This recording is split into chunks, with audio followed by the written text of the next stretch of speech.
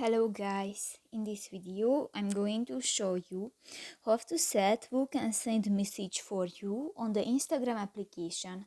But first of all, I just want to mention, please don't forget to subscribe to our channel, because at 100,000 subscribers we are going to show you our YouTube revenue statistics and growth strategy, how to make money online.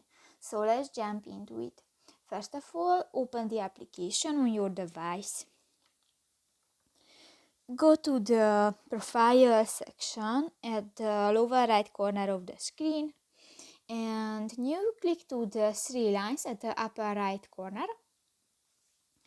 Go to the settings and the privacy option, and in the how others can interact with you section, tap to the first option, the messages and story replies.